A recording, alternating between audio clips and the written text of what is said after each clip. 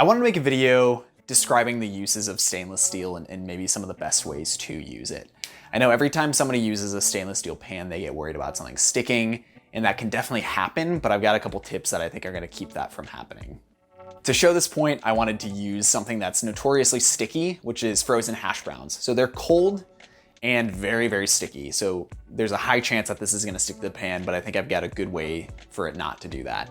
And that would work for anything from chicken, steak, pork chops, potatoes, vegetables, anything that you don't wanna stick.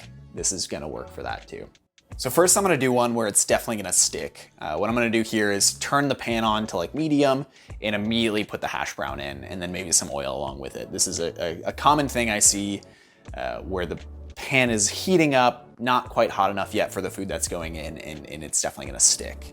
And that'll bring up kind of its own issues.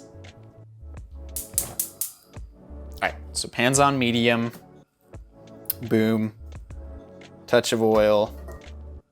We'll spread that oil around. And then we're gonna put this hash brown in there. You'll hear no sizzle, nothing. So it's been in for a little bit. You can see some sizzling, but this is too early for sure to flip it. And that's one thing you'll notice, like the bottom is just stuck like crazy.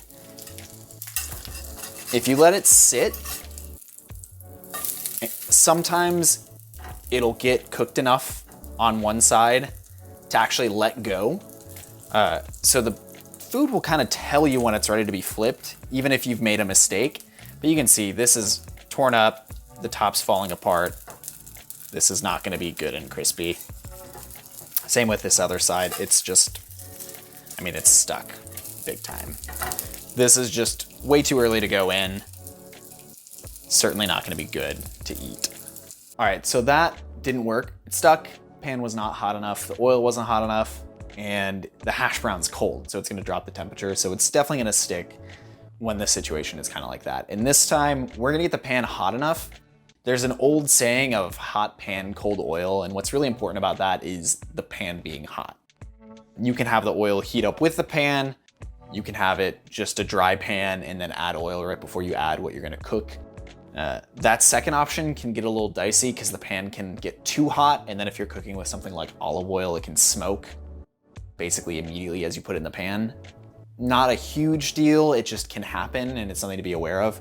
But as long as your pan's hot, as long as your oil's hot, your food's not gonna stick.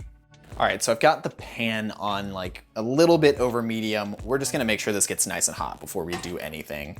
It's getting there. A good way to tell, you can just put your hand like right over the pan and you'll know if it's hot or not. Another great way, actually this is probably a better way.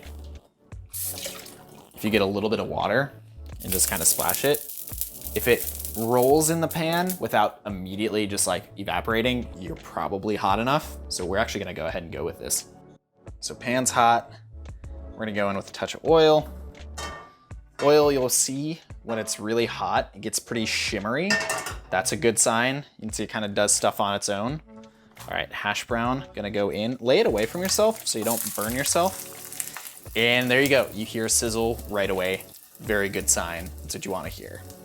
So this is bubbling away. This is something I highly recommend. This is a fish spatula. I mean, this was like $7. It's super, super cheap. But this versus, let's see, like a big old, like one of these, like you can see this has almost an edge. This is gonna help get your food up if it does stick, where this is gonna just kind of smush it and it's gonna be a bad look. So we're gonna go ahead and give that a flip. Hopefully this won't stick. Boom, this side is set. This side is set.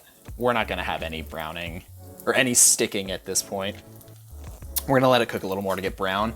But when you're cooking something like a chicken or steak, you wanna at least let the crust set.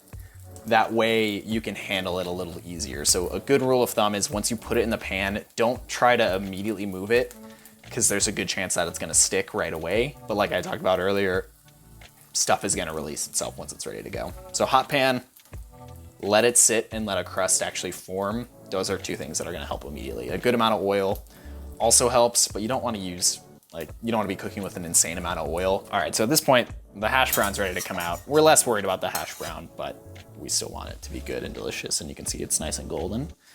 Didn't stick. I mean, the pan has nothing really stuck in it. It's easy, not scary at all. And now I've got a delicious hash brown that I can maybe feed to my wife if she wants it. So in summary, a stainless steel pan is certainly not as scary as it may seem. I know a nonstick offers an immediate comfort of, you know, it's not gonna stick, but it also may not be able to get as hot. Teflon can offer its own series of challenges, and you can't use metal on it, which to me, that's a pretty hard thing. I love being able to use like a hard spatula or metal tongs when I'm cooking. Not being able to do that, it's a bit weird to me. It gets stuff brown. If you know what you're doing, it's not gonna stick, and that's the important thing.